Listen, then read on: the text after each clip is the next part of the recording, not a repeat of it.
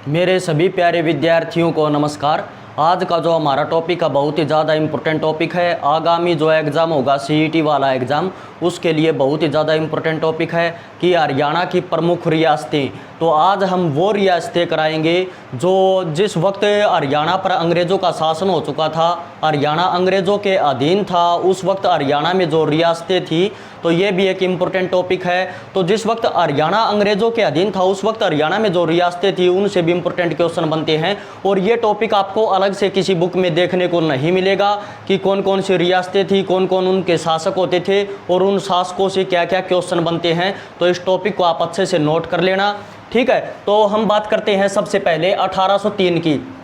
1803 में आपको पता है कि सुरजीअंजन गांव की संधि हुई थी। सुरजीअंजन गांव जो है ये पड़ता है महाराष्ट्र में, और ये किस किस के बीच हुई थी? ये मराठों और अंग्रेज़ों के बीच हुई थी। और ये किस मराठा ने, मैंने आपको पहले भी बताया था कि किस मराठा ने ये अंग्रेज़ों के साथ संधि की थी, तो उस मराठा का नाम था दौलतराव सिंधिया।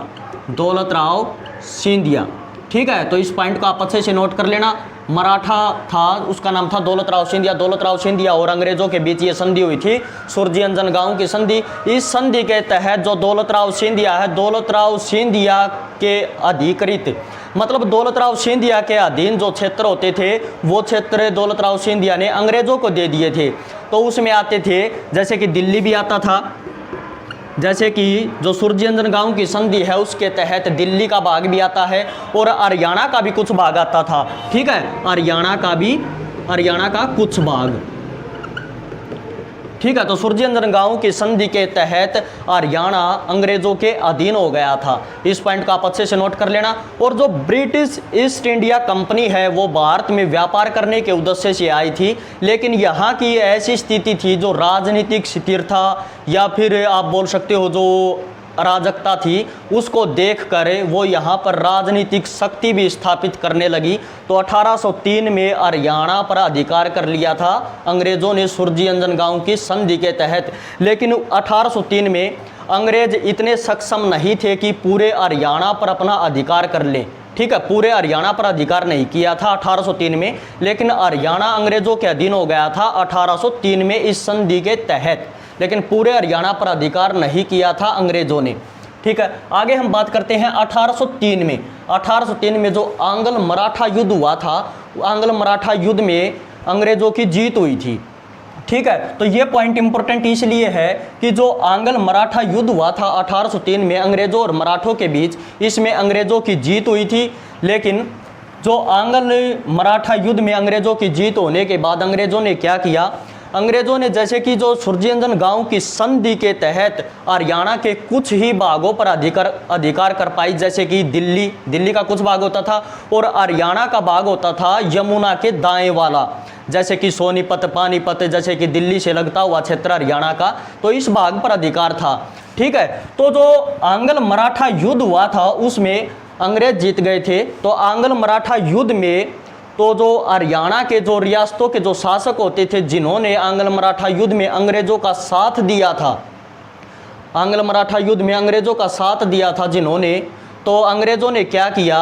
अंग्रेज़ों ने उसके प्रतिफल स्वरूप तो जो हरियाणा के जो सामंत होते थे, तो जिस पर मतलब अंग्रेज़ों का अधिकार नहीं था, हरियाणा के जिस क्षेत्र पर अंग्रेज़ों का अधिकार नहीं था उस क्षेत्र को अंग्रेज़ों ने ऐसे सामंतों को दे दिया। सामंतों का मतलब होता है जो बड़े जमींदार होते हैं, या आप किसी रियासत के शासक भी बोल सकते हो। तो ऐसे सामंतों को वो क्षेत्र दे दिया जिन्होंने आंग्ल मराठा युद्ध में अंग्रेज़ों की मदद की थी, ठीक है। तो ये पॉइंट भी इम्पोर्टेंट है। तो इन पॉइंटों को भी आप अच्छे से नोट कर लेना। आगामी जो भी एग्जाम होगा या हरियाणा का कोई भी एग्जाम, उसमें क्वेश्चन पूछे जाएंगे। तो जो पटौदी परगना है वो दे दिया तलब खां को, ठीक है। तलब खां को दे दिया पटौदी परगना। क्वेश्चन आपसे पूछ लेंगे कि जो पटौदी परगना है अंग्रेज़ों ने किसको दिया था या ईस्ट इंडिया कंपनी ने किसको दिया था? तो तलब खां को दिया था, ठीक है, नवाब तलब खां को। जो ओडल जो वर्तमान में पलवल के अंदर है, ये दे दिया था ओडल परगना मुर्तजा खां को, नवाब मुर्तजा खां को, ठीक है। आगे हम बात करते हैं पलवल परगना। जो पलवल जो परगना है वो अंग्रेज़ों ने दिया था मोहम्मद अली खां अफरीद को, मोहम्मद अली खां अफरीद को दे दिया था। लोहारू व फिरोजपुर जिरका ये दे दिया था अहमद बख्श को, ठीक है। रेवाड़ी परगने के 87 गांव, ये मोस्ट इंपोर्टेंट पॉइंट है कि अंग्रेजों ने रेवाड़ी के 87 गांव जागीर के रूप में किसको दिए थे, तो राव तेज सिंह को दिए थे। इस पॉइंट को आप अच्छे से नोट कर लेना, राव तेज सिंह को अंग्रेजों ने रेवाड़ी परगने के 87 गांव जागीर के रूप में दिए थे। आगे हम बात करते हैं फर्रुखनगर जो गुरुग्राम में पड़ता वर्तमान में, ये दे दिया था ईसे खां को, ठीक है, ईसे खां को दे दिया था ये फर्रुखनगर। और जो बल्लभगढ़ का शासक, बल्लभगढ़ का राजा उमेद सिंह था, तो राजा उमेद सिंह को बल्लभगढ़ दे दिया था या बल्लभगढ़ का राजा बना दिया था।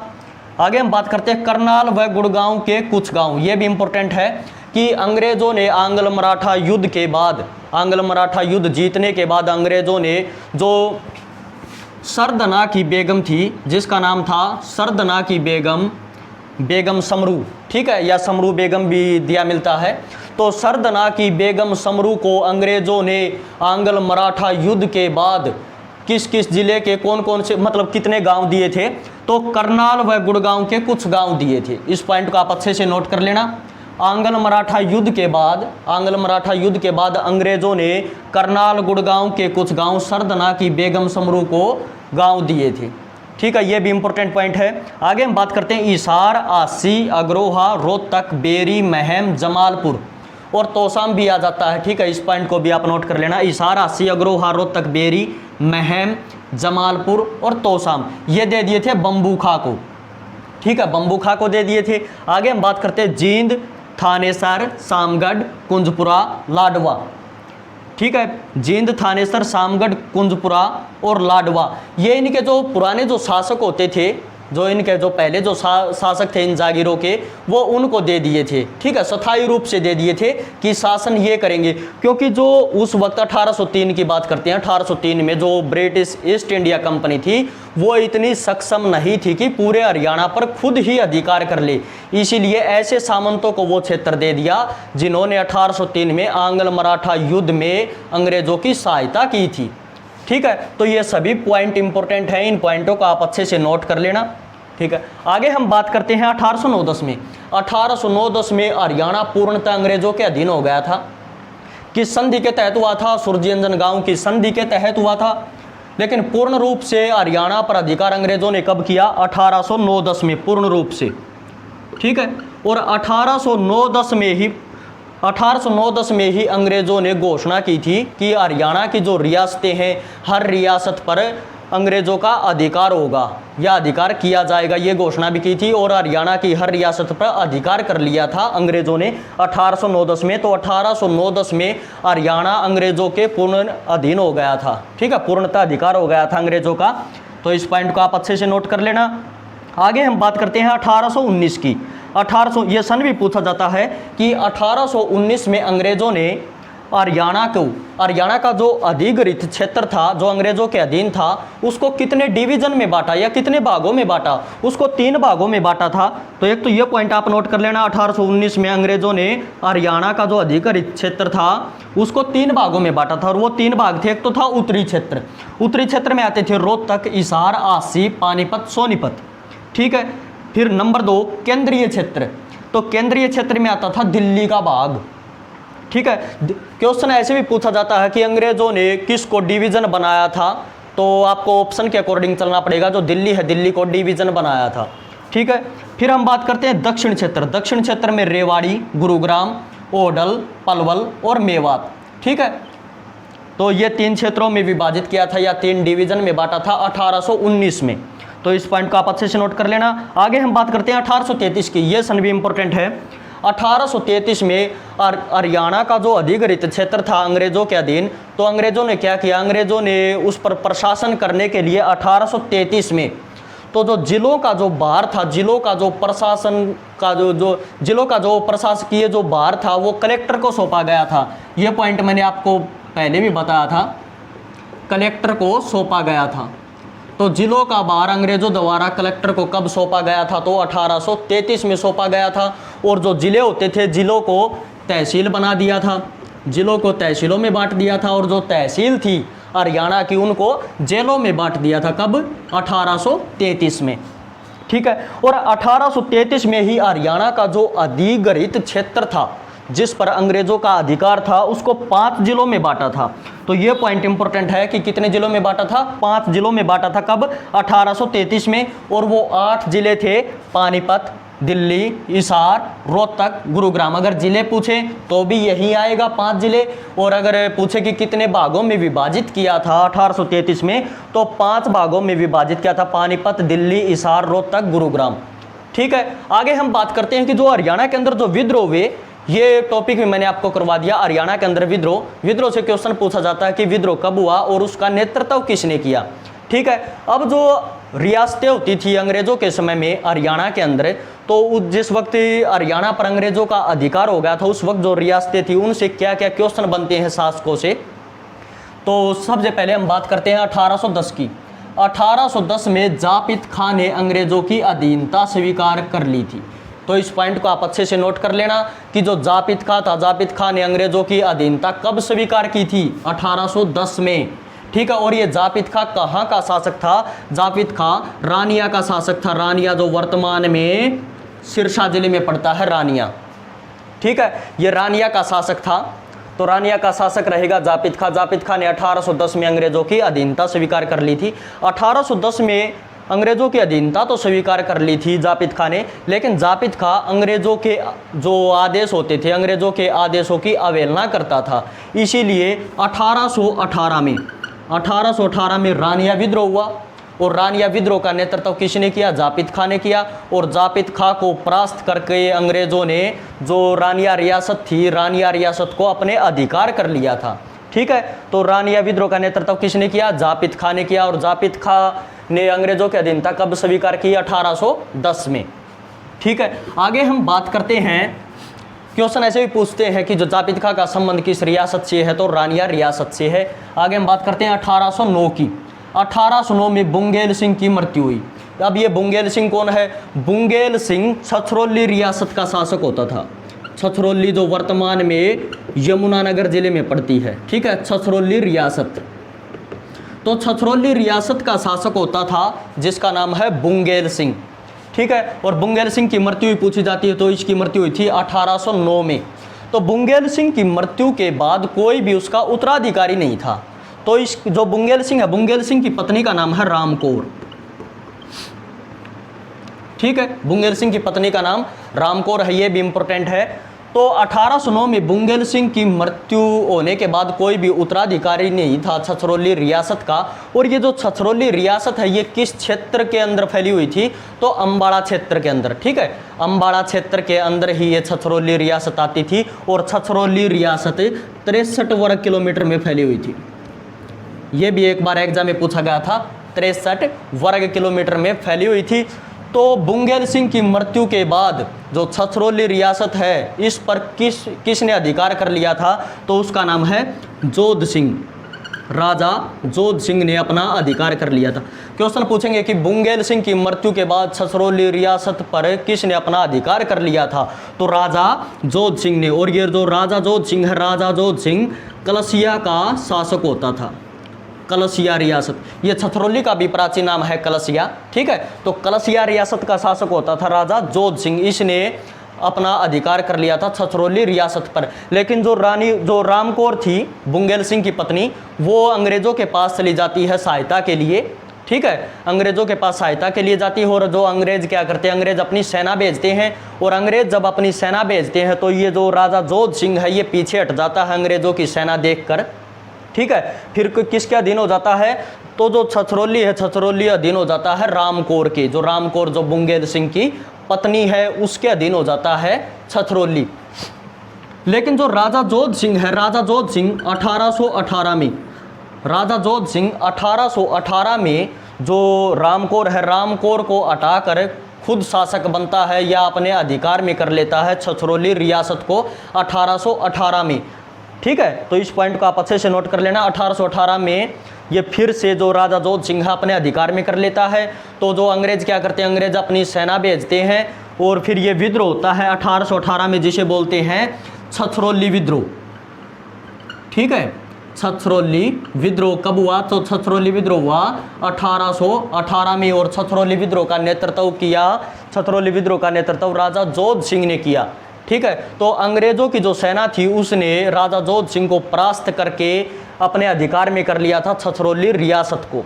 तो छछरौली विद्रोह का नेतृत्व राजा जोध सिंह ने किया। और छछरौली रियासत से संबंध पूछे किस किस का है, तो रामकोर का संबंध भी छछरौली रियासत से रहा।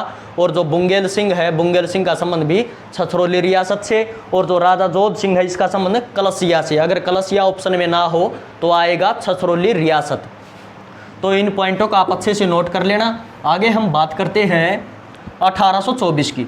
1824 में जो बर्मा का युद्ध हुआ, 1824 में बर्मा के युद्ध में अंग्रेजों की हार हो गई थी। और इस हार की चर्चा सुन के तो जो रोहतक के अंदर जो किसान थे, किसानों ने अंग्रेजों के खिलाफ या ईस्ट इंडिया कंपनी के खिलाफ विद्रोह कर दिया। तो क्वेश्चन पूछा जाता है कि हरियाणा में ईस्ट इंडिया कंपनी के विरुद्ध सबसे पहले कहाँ के किसानों ने विद्रोह किया था, तो रोहतक के किसानों ने विद्रोह किया था। रोहतक के किसानों ने विद्रोह किया था। ठीक है, ईस्ट इंडिया कंपनी के खिलाफ हरियाणा में सबसे पहले रोहतक के किसानों ने विद्रोह किया था। ठीक है, तो किसान विद्रोह हरियाणा में कब हुआ? 1824 में हुआ था। कहाँ कहाँ हुआ था ये भी क्वेश्चन पूछा जाता है। तो रोहतक, हिसार और गुरुग्राम, यानी कि गुड़गांव, पहले नाम इसका गुड़गांव था। तो रोहतक, हिसार, गुरुग्राम में हुआ था किसान विद्रोह। सबसे पहले विद्रोह किया था रोहतक के किसानों ने। अब जो किसान विद्रोह है इसका नेतृत्व किया था सूरजमल ने। सूरजमल द्वारा रोहतक, हिसार, गुरुग्राम और एक भिवानी भी आता है। तो इस पॉइंट को भी आप अच्छे से नोट कर लेना। मतलब रोहतक, हिसार, गुरुग्राम और भिवानी के किसानों का नेतृत्व किया था सूरजमल ने। ठीक है, तो इससे जो किसान विद्रोह, इससे रिलेटेड एक इम्पोर्टेंट फैक्ट और भी बनता है कि जो हरियाणा में अंग्रेजों के खिलाफ जो किसान विद्रोह हुआ था, तो उसमें कहाँ के किसानों ने जो अंग्रेजों की जो वाहन थे उन पर लूटमार की थी, तो वो रहेगा भिवानी के। 1824 में जो किसान विद्रोह हुआ था, ठीक है, तो 1824 में जो किसान विद्रोह हुआ था तो उसमें भिवानी के किसानों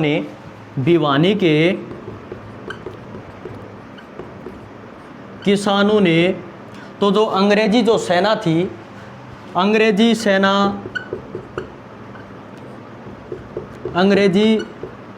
सेना की लूटमार की थी। अंग्रेजी सेना पर लूटमार, ये क्वेश्चन पूछा जाता है कि कहाँ के किसानों ने अंग्रेजों के जो वाहन होते थे, अंग्रेजों की वाहनों पर पथराव करके लूटमार की थी। तो लूटमार की थी भिवानी के किसानों ने किसान विद्रोह के दौरान। ठीक है, तो इस पॉइंट को आप अच्छे से नोट कर लेना। आगे हम बात करते हैं 1813 की। 1813 में जो बाघ सिंह, 1813 में बाघ सिंह को लकवा मार गया था। अब ये जो बाघ सिंह है, बाघ सिंह किस रियासत का राजा होता था? ये होता था जींद का। जींद रियासत का शासक होता था या राजा होता था बाघ सिंह। और बाघ सिंह को लकवा कब मार गया था? 1813 में। ये इंपॉर्टेंट पॉइंट है कि अंग्रेजों के समय में किस रियासत के शासक को लकवा मार गया था? तो जींद रियासत के शासक बाघ सिंह को लकवा मार गया था, पैरालाइज हो गया था। ठीक है, कब हुआ? 1813 में। और ये जो बाघ सिंह है, बाघ सिंह की मृत्यु भी आप नोट कर लेना। 1819 में बाघ सिंह की मृत्यु हुई थी। अब ये जो 1813 में बाघ सिंह को लकवा मार गया था, तो इसका पुत्र था जिसका नाम है प्रताप सिंह। बाघ सिंह का पुत्र है जिसका नाम है प्रताप सिंह। तो प्रताप सिंह को उत्तराधिकारी घोषित कर दिया था, क्योंकि जो बाघ सिंह को लकवा मार गया था, तो जींद रियासत का जो शासक बाघ सिंह था उसने अपने पुत्र प्रताप सिंह को उत्तराधिकारी घोषित कर दिया था। लेकिन अंग्रेजों ने क्या किया? अंग्रेजों ने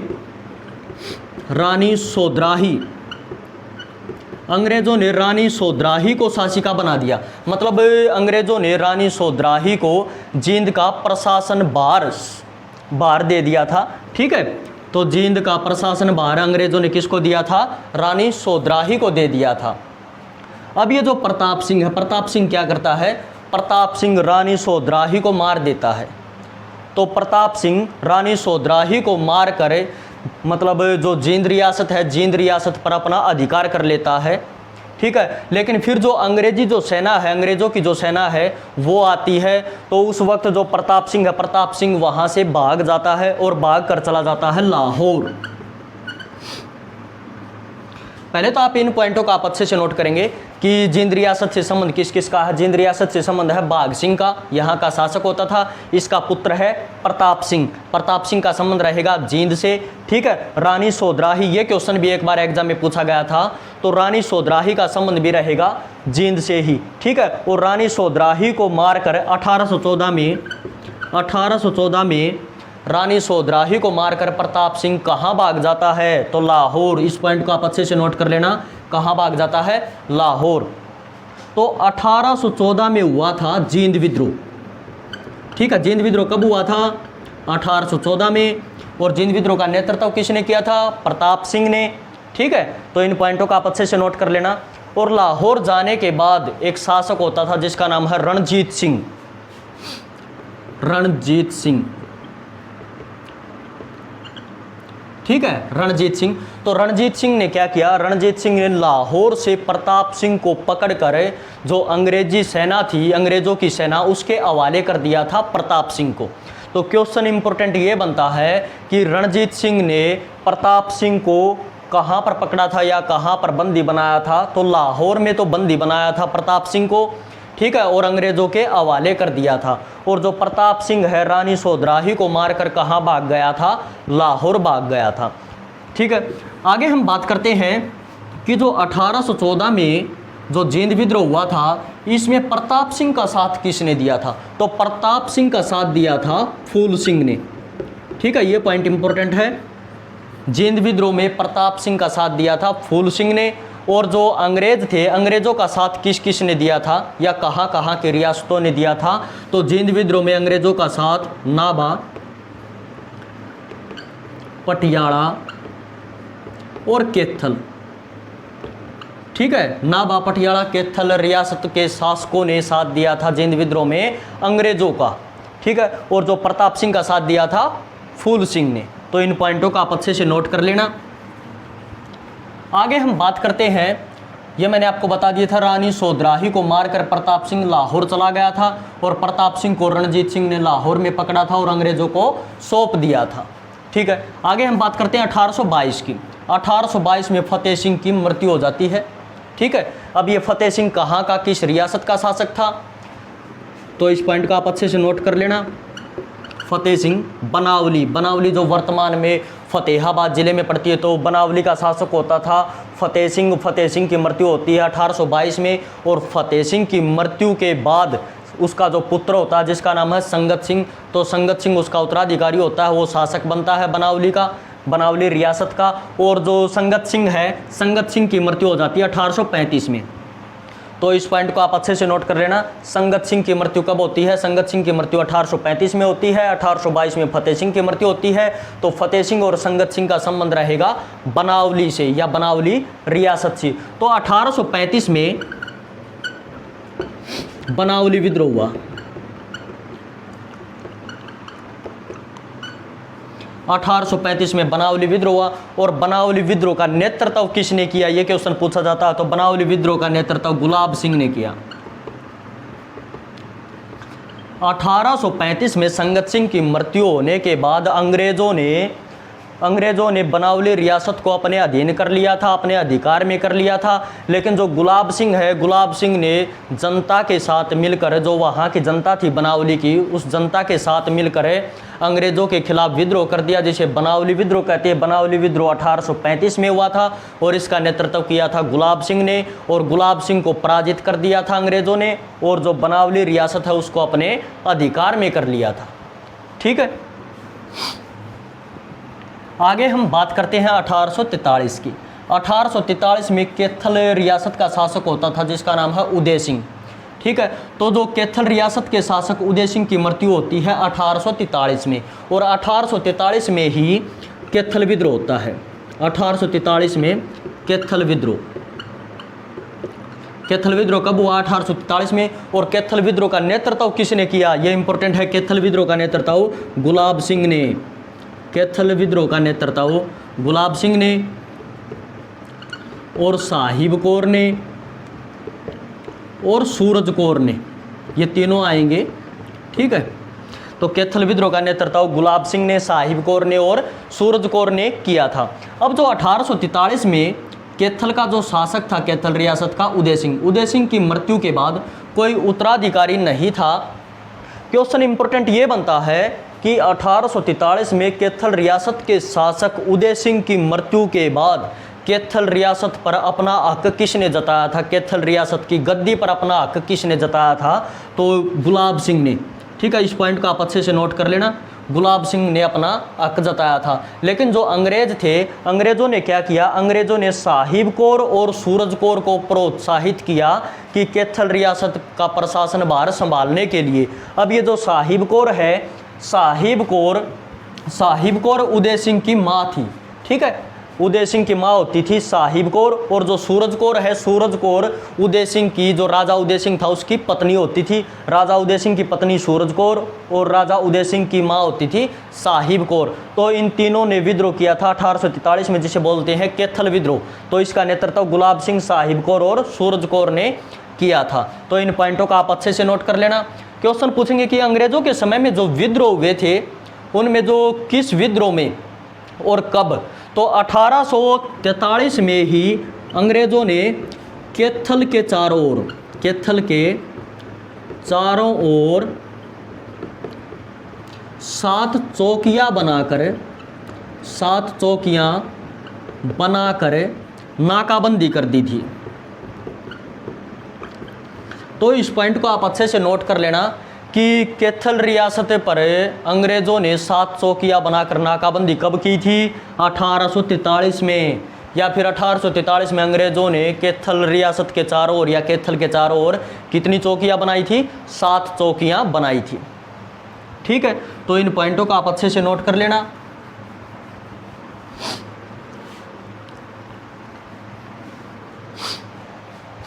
आगे हम बात करते हैं 1845 की। 1845 में लाडवा विद्रोह हुआ था 1845 में, और ये जो लाडवा है, लाडवा कुरुक्षेत्र जिले में पड़ता है वर्तमान में। ठीक है, तो 1845 में लाडवा का शासक होता था जिसका नाम है अजीत सिंह। ठीक है, और ये जो अजीत सिंह है, अजीत सिंह अंग्रेजों का कट्टर विरोधी होता था। अजीत सिंह अंग्रेजों का कट्टर विरोधी होता था और ये लाडवा का शासक था। तो जो अजीत, क्वेश्चन पूछे कि जो अजीत सिंह है इसका संबंध किस रियासत से है, तो लाडवा रियासत से संबंध रहेगा अजीत सिंह का। ठीक है, और ये अंग्रेजों का विरोधी होता था। तो 1845 में लाडवा शासक अजीत सिंह को सहारनपुर जेल भेज दिया गया। अब इम्पोर्टेंट ये है कि 1845 में अंग्रेजों ने जो राजा अजीत सिंह था, राजा अजीत सिंह को विद्रोही घोषित करके, राजा अजीत सिंह को विद्रोही घोषित करके सहारनपुर जेल भेज दिया।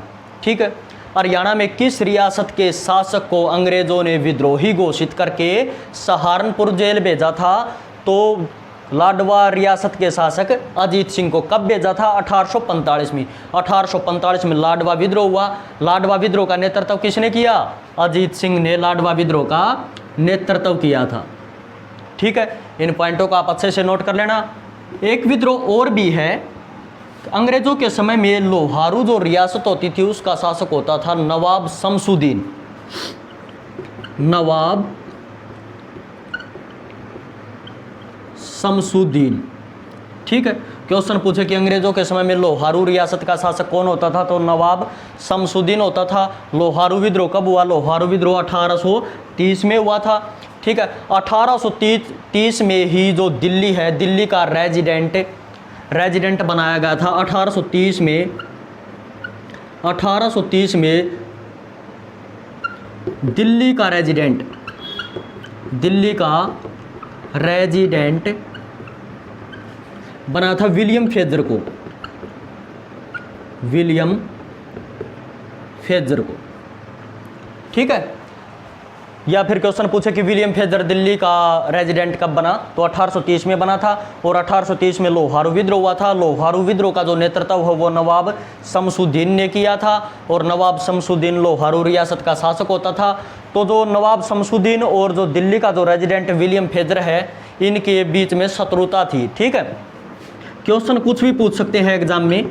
ठीक है, और हरियाणा के एग्जाम में जो हरियाणा जीके है वो डीपली पूछी जाती है, क्वेश्चन कहीं से भी पूछ लेते हैं।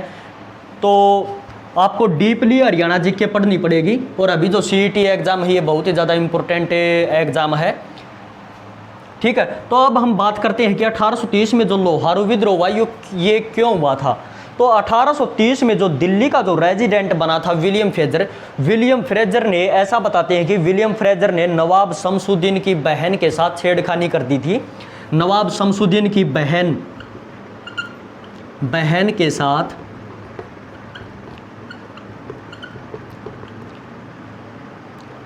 छेड़खानी कर दी थी, ठीक है, छेड़खानी की थी नवाब शमसुद्दीन की बहन के साथ विलियम फ्रेजर ने। तो जो नवाब शमसुद्दीन है, नवाब शमसुद्दीन ने क्या किया, एक व्यक्ति था जिसका नाम है अन्या, ठीक है, अन्या नामक शिकारी के हाथ विलियम फ्रेजर की हत्या करवा दी थी नवाब शमसुद्दीन ने। तो इस पॉइंट को आप अच्छे से नोट कर लेना। विलियम फ्रेजर की हत्या नवाब शमसुद्दीन ने अन्या नामक शिकारी के हाथ हत्या करवा दी थी। और ये जो अन्या नामक जो शिकारी है ये अंग्रेज़ों का एक सरकारी गवाह बनता है, ठीक है, सरकारी गवाह बनता है, यानी कि नवाब शमसुद्दीन के खिलाफ ये गवाही देता है और नवाब शमसुद्दीन को फांसी दी जाती है। अंग्रेज नवाब शमसुद्दीन को फांसी दे देते हैं, ठीक है। तो लोहार विद्रोह 1830 में रहेगा। इसका नेतृत्व नवाब शमसुद्दीन ने किया था। विलियम फ्रेजर की हत्या किसी के द्वारा करवाई गई थी, तो अन्या नामक शिकारी था उसके द्वारा करवाई गई थी, ठीक है। और 1830 में दिल्ली का रेजिडेंट बना था विलियम फ्रेजर। तो इन पॉइंटों का आप अच्छे से नोट कर लेना। ये थे इंपॉर्टेंट पॉइंट जो अंग्रेज़ों के समय में जो हरियाणा की रियासतें होती थी, जो शासक होते थे, एक तो इनसे संबंध पूछा जाता है कि जो शासक है उसका किस रियासत से संबंध होता है, ठीक है। और जो इंपॉर्टेंट फैक्ट बनते हैं ये हैं। तो इस टॉपिक को आप अच्छे से नोट कर लेना। यह आपको बुक में अलग से टॉपिक नहीं मिलेगा और इम्पोर्टेंट टॉपिक है। जब भी हरियाणा का एग्ज़ाम होता है तो कई बार ऐसा होता है कि 2-3 क्वेश्चन ऐसे होते हैं कि बच्चे एग्ज़ाम देने के बाद कहते हैं कि ये क्वेश्चन हरियाणा जीके का बाहर से आया हुआ था। कोई भी क्वेश्चन बाहर से नहीं आता, इसका मतलब ये होता है कि जो क्वेश्चन आप बताते हो कि ये क्वेश्चन बाहर से आया हुआ था, तो इसका मतलब कि वो क्वेश्चन आपने पढ़ा नहीं या फिर टीचर ने आपको करवाया नहीं, इसका मतलब यही होता है। तो हरियाणा जीके से जो क्वेश्चन पूछे जाते हैं वो हरियाणा जीके में से ही आते हैं, कोई भी क्वेश्चन बाहर से नहीं आता। तो आपको डीपली हरियाणा जीके पढ़नी पड़ेगी, ठीक है। जितने भी इंपॉर्टेंट पॉइंट हैं सभी आपको पढ़ने पड़ेंगे। तो इस टॉपिक को आप अच्छे से नोट कर लेना, स्क्रीनशॉट ले लेना, ठीक है। और अभी तक हमारे चैनल को सब्सक्राइब नहीं किया तो चैनल को सब्सक्राइब कर लेना और कमेंट करके ज़रूर बताएं कि आपको वीडियो कैसी लगी। जय हिंद, जय भारत।